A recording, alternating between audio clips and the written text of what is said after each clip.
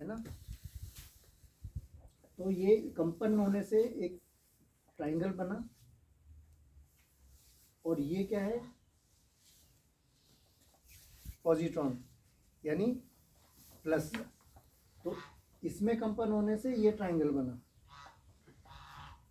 ठीक है। सृष्टि की उत्पत्ति, अब ये ट्राइंगल नहीं कह सकते, पर ये 2 डायमेंशन में, इसलिए हम ट्राइंगल बोल रहे हैं इसको, है ना। ये क्या है, शंकु, शंकु जैसा होता है, शंकु आकार। तो ये घूम रहा है, घूर्णन कर रहा है ना, और दोनों एक दूसरे में इंटरसेक्ट कर जाते हैं। तो ये जब माइनस को प्लस आकर मिलता है तो इसको क्या बोलते हैं हम, डमरू का आकार बन गया। देखो, डमरू भी तो शंकु आकार होता है ना, तो ये डमरू का आकार बन गया ना, है ना। इसी को जब हम उस तरह से लेते हैं, जैसे यहाँ पर मैं कट लगा दूं, है ना, तो ये देखो ओम बन गया, यानी 2 ओम को मिला दो तो डमरू रेडी हो जाएगा। यानी कहाँ से आया वो, सब यहीं से निकल रहे हैं, है ना। और ये शंकु जब एक दूसरे में यहाँ तक प्रवेश कर जाते हैं तो वो बनता है जो हमारे गेट पर लगे हुए हैं। देखो ये सिंबल, देखते हो हमारे गेट पर भी वही चीज बनी हुई है, ठीक है ना, आया समझ में। तो ये प्रकृति के निर्माण की प्रक्रिया है, और ये ओम से निकला, चहु और ओम, है ना। तो इसलिए कहते हैं कि डमरू से सारे नाद निकले, क्योंकि सारे नाद कहाँ से निकले, कहाँ से निकले, ओम से। सारे नाद कहाँ से निकले, ओम से। और ओम किन चीजों से मिलकर बना,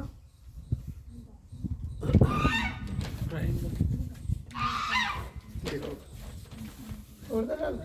पूरे जीवन का इसमें ज्ञान छुपा हुआ है। अगर हम बहुत गहराई से लेंगे ना तो हमें सब कुछ समझ में आएगा कि कुछ साधना करने की जरूरत नहीं, वो चीज समझ में आएगी। ये बना आ प्लस उ प्लस म, ये 3 मूल चीजें जिनको अगर हम मिला दें तो क्या बनता है, इसलिए ओम को बोलना कैसे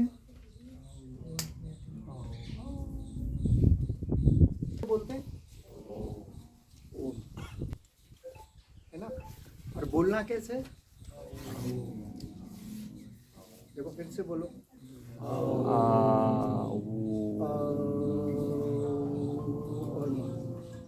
है ना, समझ में आ रहा है। लेकिन इसको ऐसे अलग नहीं करना है कि वो आ दिखाई दे। जब ऊ उसमें आकर मिक्स होगा तो वो ओ जैसा ही लगेगा, लेकिन हमें शुरुआत आ से करनी है। आए समझ। तो ये मुख्य 3 केंद्र जो है ना हमारे, नाभि, अनहद और आज्ञा, ये मुख्य 3 केंद्रों पर काम करता है। तो खास तौर पर जो देखने की बात है वो ये कि हमारे पास ब्रेन भी कितने मस्तिष्क है हमारे पास, 3 है ना। अगर हम उस तरह से लें फिजिकल फॉर्म में तो हम 2 मानते हैं। कौन कौन से, एक तो ये मस्तिष्क जिसके 2 पार्ट हैं, लेफ्ट हेमिस्फीयर और राइट हेमिस्फीयर। दूसरा मानते हैं हम किसको, लीवर को, लेकिन ये बॉडी के लिए फिजिकल फॉर्म में। लेकिन वैसे हमारे पास 3 मस्तिष्क हैं, वो कौन कौन से हैं, ये और नाभि, है ना। तो जितने भी बैक्टीरिया होते हैं नाभि के आसपास के क्षेत्र में, बड़ी आंत में हमारे, है ना, जिनको गट बोला जाता है, तो हम बोलते भी ना गट फीलिंग बोलते हैं, तो हम खान पान कुछ ऐसा करते हैं कि शुरू हो जाते हैं, या फिर कहीं रिसर्च ये कहती हैं कि जैसे मान के चलो अभी गौशाला में ही आप काम कर रहे हो, है ना, और वहाँ पर कहीं बिल्ली है, ठीक है, बिल्ली ने कहीं पर भी विष्ठा की है, किसी भी तरह से उसकी डस्ट अगर तुम्हारे हाथ पर पहुंच जाती है, अगर किसी तरह से गाय के थन पर पहुंच जाती है और वो किसी तरह से तुम्हारे भीतर चली जाती है, तो एक विशेष बैक्टीरिया पनपता है, वो जो यहाँ पर पनपेगा वो कहाँ असर डालता है, यहाँ। तो अक्सर ही वो इंसान तेजी से गाड़ी चलाना चालू कर देगा, बहुत तेजी से आत्महत्या के प्रयास करेगा बार बार, और हमें ये पता ही नहीं, हम कहते हैं इसकी सोच खराब होगी, इसकी सोच खराब नहीं हुई, वो बैक्टीरिया उसके भीतर आ गया। तो पेट में जितने भी ऐसे बैक्टीरिया पनपते हैं वो फिर हमें दिक्कत करनी शुरू करते हैं। तो वो पॉजिटिव कैसे ज़्यादा बढ़े, ज़्यादा से ज़्यादा, उसके लिए ऐसा खान पान ही नहीं करना है कि वहाँ तक कुछ फालतू चीज़ पहुँचे बिना पची अवस्था में, और बिना पची अवस्था में कोई भी चीज़ वहाँ तक पहुँचे तो वो ऐसी चीज़ पहुँचे जो उसको क्या करे, उनको मल्टीप्लिकेशन में बढ़ाना शुरू कर दे। तो ऐसी क्या क्या चीज़ें हो सकती हैं?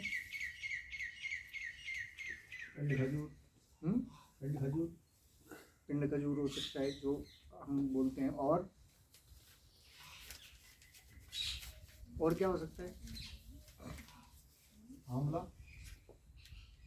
नहीं, आंवला वगैरह तो इतना नहीं, लेकिन अंकुरित, हमें तो ये ध्यान रखना है कि लिविंग फूड और नॉन लिविंग फूड, इनमें क्या अंतर होता है? लिविंग तो मल्टीप्लाई हो जाता है, जैसे अंकुरित हो रहा है तो वो डेड फूड हो गया।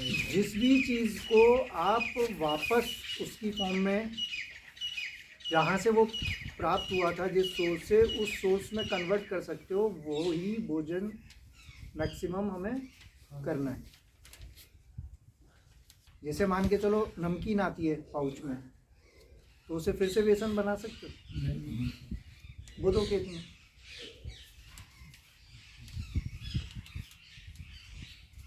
है ना। आटा बनाते हैं, उससे फिर से गेहूं प्राप्त किया जा सकता है, गेहूं से किया जा सकता है, साबुत मूंग से किया जा सकता है, तो साबुत मूंग नुकसान नहीं करेगा और इनका भोजन भी बन जाएगा, कुछ जो बचा हुआ पहुंचेगा तो उससे उनको लाभ होगा। दही से भी लाभ होना शुरू होता है, गुड़ से भी लाभ होना शुरू होता है, गोमूत्र भी इसीलिए काम करता है, और ऐसी बहुत सारी चीज़ें, इस पर अलग से वीडियो बनाकर डालेंगे। लेकिन जो मैं बताना चाह रहा हूँ उसको समझने की कोशिश करो कि इस तरह की जो चीज़ें हैं जो हमारे किसी काम की नहीं, जैसे बहुत सारी चीज़ें याद आएंगी तो, या फिर ईसबगोल, अब ईसबगोल हम लेते हैं तो वो किसी काम का है? ईसबगोल में क्या होता है? फाइबर। तो फाइबर, जिस भी चीज़ में फाइबर क्या है, हमारे किसी काम का नहीं लेकिन इनके काम का है, क्योंकि हमारे काम का नहीं तो वो ना आमाशय में पचेगा, ना छोटी हाथ में पचेगा, और वो सीधा बिना पचा हुआ पहुंच जाएगा, और फाइबर इनको चाहिए।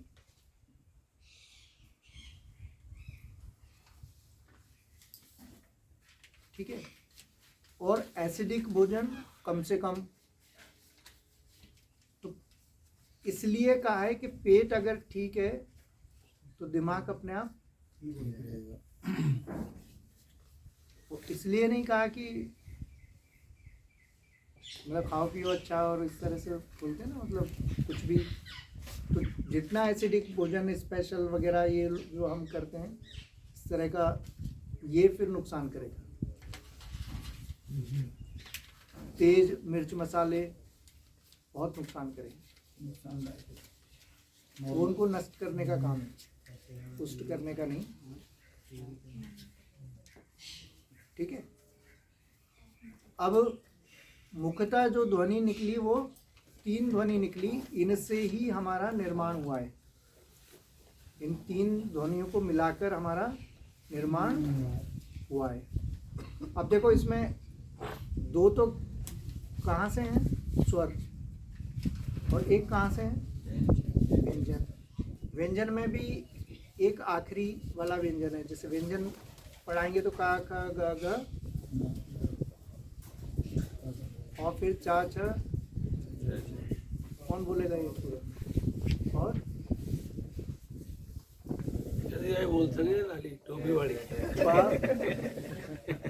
पा फा ये बोल सके इंग्लिश। भा माँ आता है ना इसमें, है ना? तो अंत में माँ आता है इसमें, तो ये वो माँ है। भाई नया बच्चा का तो इंग्लिश समझ में आवे, इंग्लिश मेरे को पता ही नहीं ये मैं कौन सी है तो इंग्लिश वाली मैं समझा। आपको एक चीज बताना चाहता हूँ कि अगर बच्चों को ये बुलवाया जाता था ना हमारे यहाँ, तो बच्चों का दिमाग इतना अच्छा हो जाता था। ये एक तरह का मंत्र ही है, हम मंत्र ही बोल रहे हैं एक तरह का, समझना है आपको? अब जैसे इस ध्वनि के लिए तो ये बोला गया है कि इसको तो केवल सुनने मात्र से, इसको आपको बोलना नहीं है। जबकि सब लोग ये कहते हैं कि प्रणव का जाप करो, है ना? जाप करने से सिर्फ ये है कि तुम्हें समझ में आ सकता है, लेकिन तुम एक बार हमिंग करोगे, एक बार हमिंग करोगे तो एक बार हमिंग करने से तुम्हारे ब्रेन में जो न्यूरॉन्स हैं वो प्रदीप्त होना शुरू होंगे एक बार की हमिंग से। जबकि हम नाद ब्रह्म में यहाँ पर जो ध्यान करवाते हैं, है ना, ब्रह्मनाद और नाद ब्रह्म जो करवाते हैं, तो उसमें जीवन नाद में हम क्या करते हैं? जीवन नाद ध्यान में क्या करते हैं, कौन बताएगा? पहले प्राइमरी कैंप्स में किए ना, हमिंग करते हैं लगातार, है ना? लगातार गुंजार करते हैं, और लगातार गुंजार करने से लगभग आधे घंटे तक गुंजार करते हैं। फिर हथेलियां आकाश की ओर रखते हैं और 3 बार ऊपर से छोड़ना। हाँ, और मेरा अपना एक्सपीरियंस है कि अगर इस ध्यान को मेल और फीमेल साथ में करें, है ना? लेकिन आज के समाज में तो थोड़ी प्रक्रियाएं बिल्कुल उलट है ना। फीमेल के साथ आप बैठ ही नहीं सकते किसी के साथ, लोग पता नहीं क्या समझना शुरू कर देंगे। लेकिन अगर क्रॉस लेग करके कोई ऐसा है, उसमें ये नहीं लेना है, वो रिश्ता कोई भी हो, किसी के भी साथ बैठ सकते हो आप, समझ में आ रहा है? तो मेरे खुद के ऐसे एक्सपीरियंस है कि अगर मैं उसकी बात करूं कि उसमें इतना इलेक्ट्रोमैग्नेटिक वेव्स निकलनी शुरू होती हैं, और इस हद तक कुछ हो जाता है कि मैंने जब वो ध्यान किया तो मैं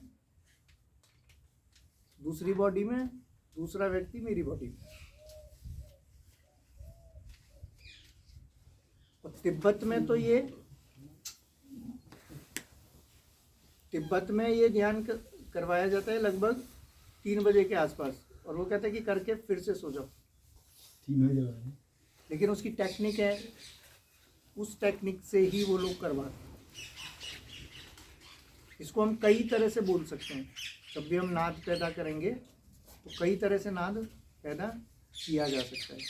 और ये छोटी मोटी टेक्निक नहीं है। जब इसमें हाथ ऊपर या नीचे करवाते हैं तो आप देखोगे जैसे मैग्नेट कोई खींच के ले जा रहे हैं हाथों, अपने आप, ऐसा नहीं कि वो अपने आप मैं लेकर जा रहा हूँ, बस आपने छोड़ दिया और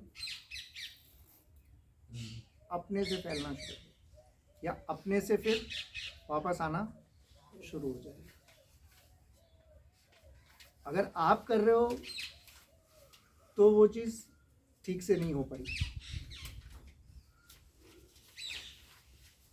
समझ में आ रहा है? तो मैंने तो केवल ये ध्यान के विषय में नहीं समझाया आपको, नाद के विषय में समझाया कि नाद क्या है। तो वो जो नाद पैदा हो ना, या तो नाद ब्रह्म में हम हमिंग करते हैं तो न्यूरॉन्स के लिए करते हैं ताकि न्यूरॉन्स की मालिश हो सके। इसके अलावा केवल नाद को सुनना है, और नाद को सुनने की साधना शुरू होती है रात में। असल जब आप बेड पर चले जाओ सोने, तब क्या करना है, सीधे लेट जाओ, पूरी बॉडी को रिलैक्स करो। अगर तुम गुरु मंत्र कर रहे हो जो अपने यहाँ से दिया गया है, तो ये भी तुम्हें योग निद्रा में लेकर जाएगा, है ना। दूसरी, तीसरी, चौथी कोई भी स्टेज पर आप आ जाओगे तो वो भी आपको लेकर जाएगा। और या फिर केवल जो भी आवाज़ें बाहर से आ रही हैं उनको सुनते जाओ बस।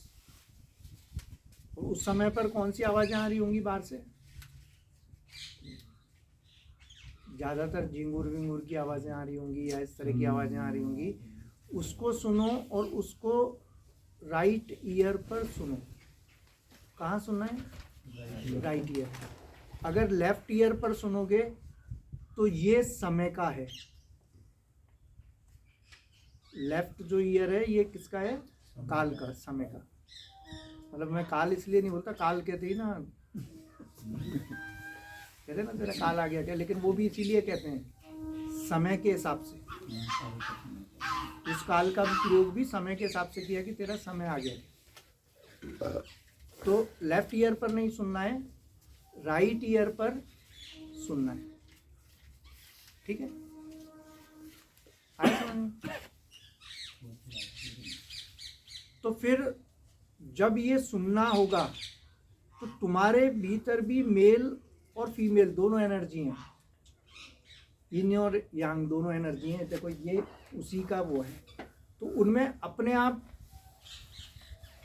दोनों शरीर घर्षण करना शुरू करेंगे, और फिर बहुत सारी चीज़ें उससे उत्पत्ति उनकी होनी शुरू होती है।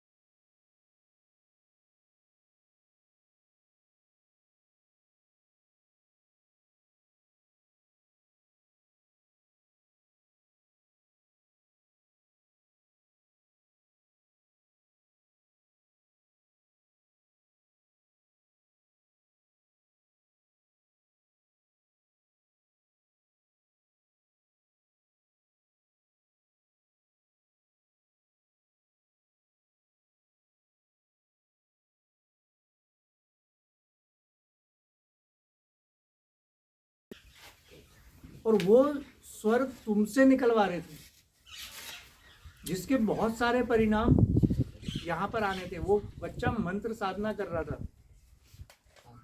आ रहा है समझ में आपको। हम सोच रहे थे इसको देसी भाषा में क्या 12 खड़ी क्या वो बोलना सिखा रहे थे। तो आजकल वो बिल्कुल समाप्त हो गया, तो आपका ब्रेन उस तरह से काम करता ही नहीं। हमारे पास सुविधा नहीं है, नहीं तो ईईजी होता है, ईईजी होता है। वो ब्रेन में इलेक्ट्रोड्स लगा दिए जाते हैं, और मैं इनको बुलवा कर वहाँ पर फ्रीक्वेंसी चेक करवा सकता हूँ। जैसे ईसीजी होता है ना, ऐसे ईईजी भी होता है। तो आप देखो 1-2 बार में कितना फर्क आना शुरू होगा। मंत्रों की शुरुआत ऐसे होती है, तो इंडिविजुअल होती हैं सारी चीज़ें। मतलब ऐसा नहीं है कि सामूहिक तौर पर, जैसे अभी तक क्या होता रहा कि समूह में हम कोई भी चीज़ देते रहे, तो समूह में आप कॉमन चीज़ें दे सकते हैं, उनके भी इतने लाभ नहीं है। क्योंकि किसी व्यक्ति का मान के चलो अग्नि तत्व बहुत प्रबल है, ठीक है, अब तुम उसे कपालभाति करा रहे हो, उसे कपालभाति कराओगे तो इतने नुकसान होंगे जो आप सोच भी नहीं सकते।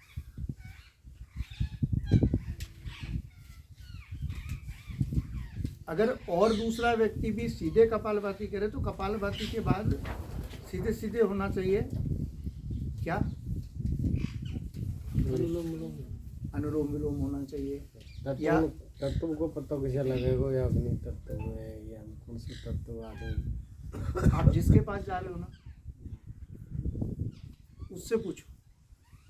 जैसे हमारे यहाँ पर ऐसे लोग हैं, अभी मान सिंह भाई है नहीं, लेकिन उस शिविर में कौन था जब हम ओरा चेक करके आप थे शायद, है ना, सबको एक एक व्यक्ति को एक एक घंटा लगता था मुझे चेक करने में। मतलब मेरे शिविर में अगर 20 लोग हैं ना, जिनके पास जाकर टैक्स पे कर रहे हो वहां पूछो तो सही उनसे।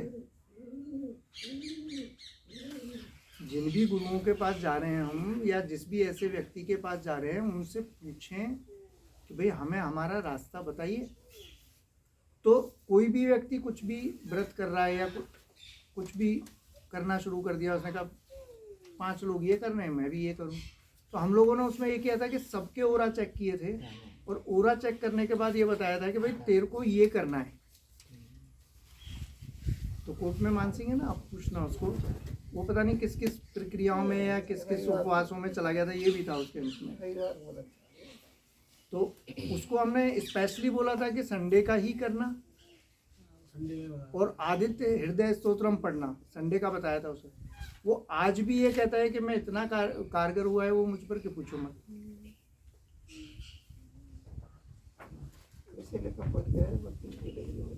अब वो सबके लिए ठीक नहीं हो सकता, लेकिन आपके लिए क्या वीक है। अगर अग्नि तत्व आपका बहुत ज़्यादा प्रबल है तो आपका क्या है, वैसे बाहरी तौर पर बताता हूँ, पित्त बढ़ जाएगा, गैस का प्रॉब्लम होना शुरू हो जाएगा शरीर में, और नाभि से संबंधित होता है ये। अगर दूसरा उदाहरण बता देता हूँ कि अगर किसी का अग्नि तत्व बहुत ज़्यादा प्रबल है तो उसको हम एक रट लगा दी, रा वाला कोई भी मंत्र उसने बोला ना, सब जिंदगी में फेलियर लेकर आएगा। अगर रा से शुरू होने वाला कोई भी मंत्र उसने शुरू किया,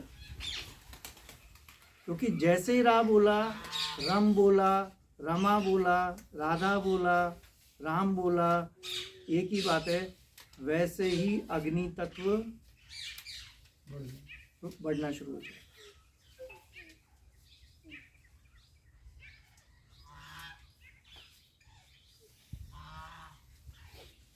तो वहां से पूछना है।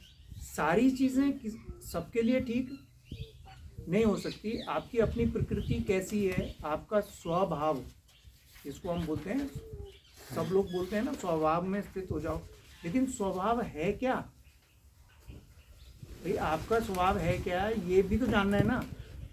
तो मूल प्रकृति सांख्य के हिसाब से देखें तो कहाँ से चली।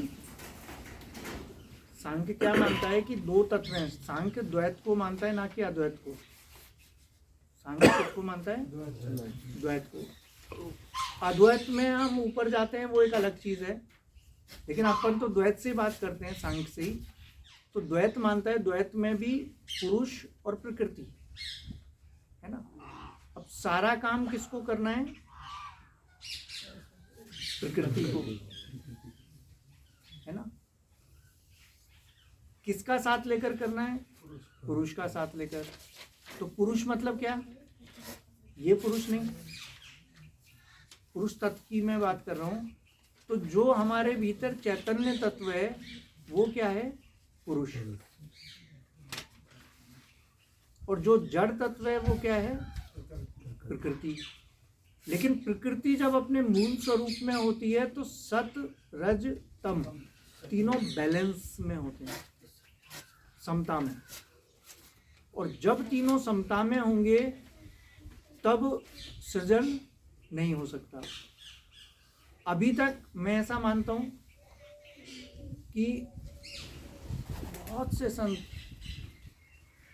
लोगों ने कोशिश की कि वो फिर से उसको समता में, समता के आसपास लेकर आए, लेकिन मेरी दृष्टि में एक व्यक्ति था जो इसे कर पाया, वो थे भगवान कृष्ण। बाकी कोई भी इतना बैलेंस नहीं कर पाया। तीनों को बैलेंस में लाना बड़ा मुश्किल है। एक बढ़ा हुआ रहेगा, या तो सत्य बढ़ा हुआ रहेगा, या रज बढ़ा हुआ रहेगा, या तम बढ़ा हुआ रहेगा। और जब भी तुम किसी काम, तीनों सब में शामिल है, यानी तीनों में क्या हो गया, रज जो है वो क्या हो गया, लक्ष्मी, तम हो गया काली, और सत हो गया सरस्वती। अगर देवों के हिसाब से लो तो ब्रह्मा विष्णु तीनों। तो किसी भी काम की शुरुआत करोगे, मान के चलो आपने मोटरसाइकिल ऑन की, इग्निशन ऑन किया, तो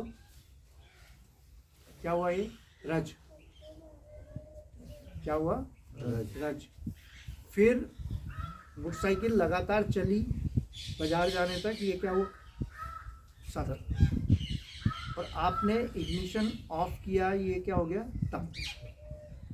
सृष्टि के हर कर्म में तीनों गुण मौजूद रहते हैं, कम ज़्यादा। और इनका कम और ज़्यादा होना यानी अनुपात में सही नहीं होना ही प्रकृति को, जो सृष्टि हम देखते हैं उस सृष्टि को करता है या उसको जन्म देता है। आगे समझ। और कोई प्रश्न किसी का? इसके आगे अगली बार बताएंगे, क्योंकि कुछ लोग लेट भी हो जाएंगे ना, दूर से आए।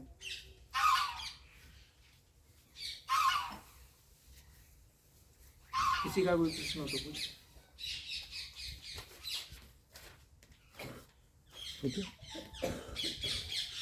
और इसमें भी जो ये अलग अलग साउंड है ना, अलग अलग स्वर हैं जो पैदा हुए। जैसे अपन ने पहले करते थे, अपन क्रीम या बगलामुखी मंत्र में करते हैं, रीम करते हैं ना, एक साउंड पैदा करने की कोशिश करते हैं। तो मान के चलो हमने रीम मंत्र बोला है ना, अब वो क्या ह्रीम है, वो एक तरह से है उसमें रे है और माँ बीज है, तो इनको बीज मंत्रास बोलते हैं।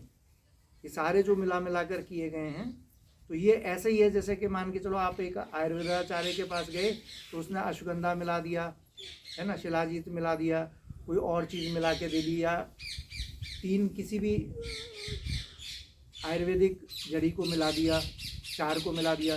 तो ये सारे मंत्र जो मिलाकर बोले जाते हैं। अब जैसे नवाण मंत्र है, तो क्या होगा उसमें, ऐं ह्रीं क्लीं चामुंडाय विच। अब चामुंडा की भी कहानी सुनो आप, देखो चामुंडा के पास क्या होता है, फरसा, देखते हो ना, क्या बोलते हैं उसको, हाँ फरसा कुल्हाड़ी टाइप।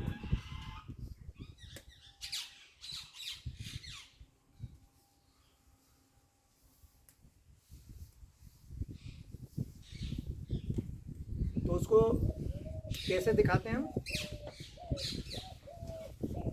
कैसे दिखाते हैं उसे,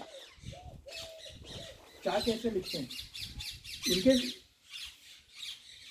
जो यंत्र है ना, साउंड वाइब्रेशन पर भी काम करेंगे कि इनकी आकृतियां कैसे बनी होंगी, लेकिन वो बात का विषय है। ये देखो, ये क्या है, क्या बना ना इसी से। अभी देखो ये क्या हो गया,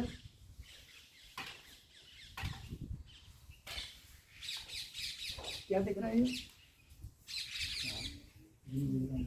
फरसा नहीं दिख रहा, कुल्हाड़ी है ना।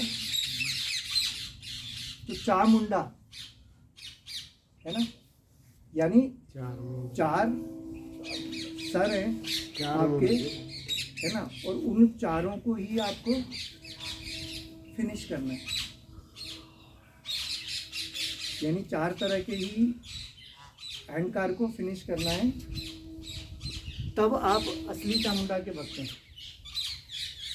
लेकिन हम तो चामुंडा के मंदिर में जाके किसी और को फिनिश करे आते हैं। बाबा आजा, तू नाका चल रही तेरी, बकरे को काटते हैं ना, राम राम, आजा, चार नाका चल रही है।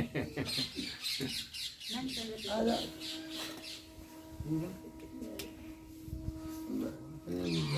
झाड़ू लग जाएगा गुरु।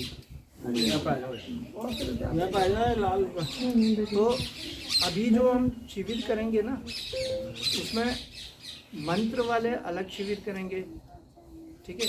एक प्रक्रिया है नाड़ी शुद्धि प्राणायाम। क्या है?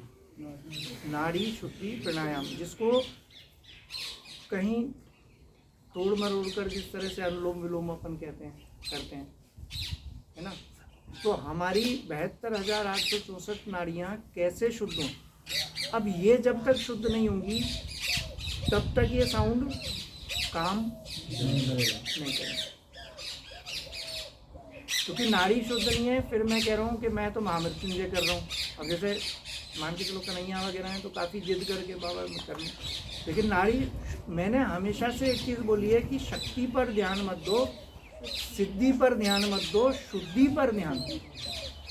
अगर तुम शुद्ध होते चले गए, मैं कहता हूँ कोई मंत्र मत करो। मैंने कभी जीवन में मंत्र नहीं किए थे उतने, लेकिन फिर सारे मंत्रों का ज्ञान उसने देना शुरू कर दिया अपने आप ही।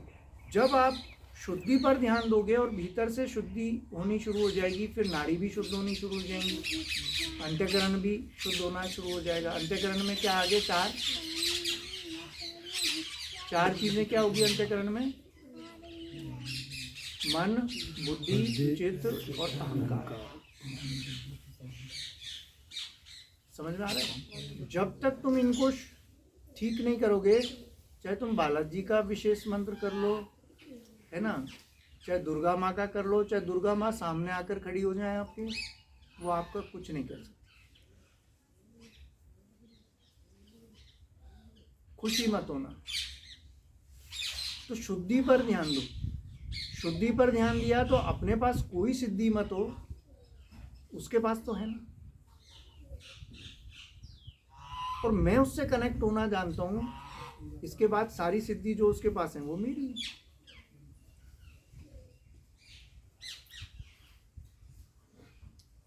सिद्धियों की चाह हमेशा राक्षसों ने की, वो तप में लगे रहे।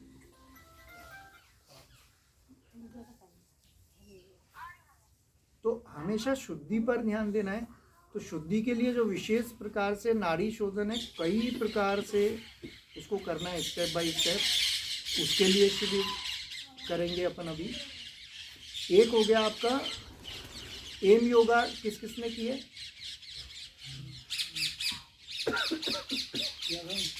हाँ, फिर भी माँ मृत्युंजय साधना कर रहे हैं। पहले शुद्धि पे ध्यान दिया, 3-4 बजे बिल्कुल मैं तो कुछ बाबा हर तरह से प्योर हो रहा हूँ अपने आप को, मतलब हर चीज़ में, खान पीन में, मानसिक रूप से, हर तरह से। वो तो इसलिए कर रहा हूँ, इससे बैठने की आदत मेरी बढ़ जाएगी। मतलब रनिंग रूम में मैं 4-4 घंटे दे रहा हूँ बैठने की शरीर में। जो महिलाएं घर पर भोजन बनाती हैं, जो महिलाओं के हाथ का खाती हैं, उन्हें ये ध्यान रखना है कि कभी भी तनाव की स्थिति में, अवसाद की स्थिति में भोजन बनाना ही नहीं, खासतौर पर आटा तो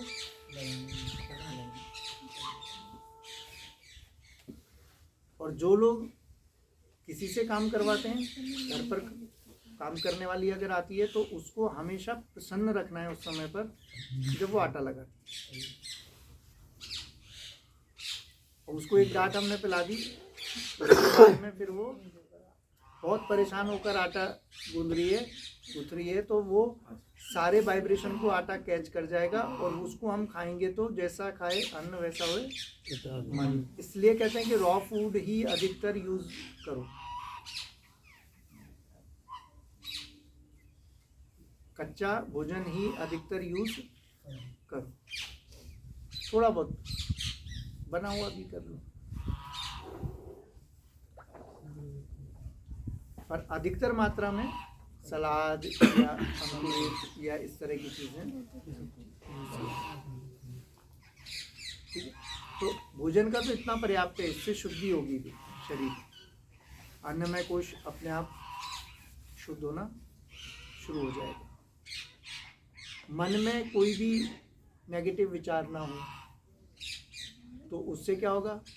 मन शरीर ठीक होना शुरू हो जाएगा। हम कहते हैं अभी जो बात चल रही थी कि भाई परीक्षा देने जाना है ना, और हम सोच रहे हैं एग्जामिनेशन के पहले, मेरा हो नहीं सकता, पहले भी नहीं हुआ था। हाँ, मन में हो जाता है, 2 मन होते हैं, तो फिर होगा ही नहीं, क्योंकि आपका इनर सेल्फ क्या कह रहा है वही काम आपके साथ होगा। सफल अगर होना है तो कभी भी उस तरह का कुछ करना नहीं, ठीक है। घुमा दो इस तरफ, नहीं पहले घुमा लो, रोक दिया था फिर से शुरू किए।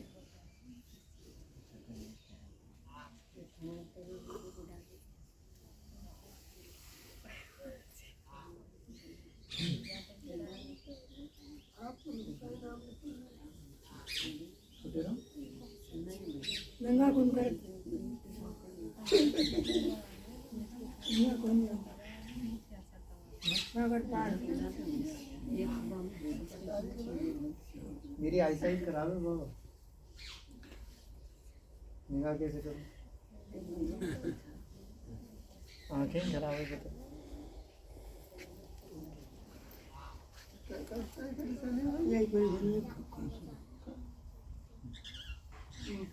मन किसी भी चीज को महसूस करता है ना, तो वो किसके माध्यम से करता है? इंद्रियों के माध्यम से, है ना। और इंद्रियां कहीं भी, मान के चलो मेरा स्किन है, मैं किसी को टच कर रहा हूँ, ये मुझे क्या खबर देगी और किसके माध्यम से देगी? नाड़ियों के माध्यम से। मेरी नाड़ी अशुद्ध है तो वो कुछ का कुछ बता देगी, है ना। अशुद्धि तो इतना बता देगी कि मेरा कोई भी काम कोई व्यक्ति नहीं कर पाया, मैंने उसको बोला था कि कर देना, अब वो उसी के हिसाब से अच्छा या बुरा हो गया, चाहे वो बेचारा कितना भी अच्छा हो, वो पता नहीं किस मजबूरी में मेरा काम नहीं कर पाया। लेकिन हम क्या कहते हैं, बेकार आदमी है, उसके पास गए थे ना काम के लिए, कोई मतलब नहीं, मेरा काम कर देता तो वो सही आदमी है।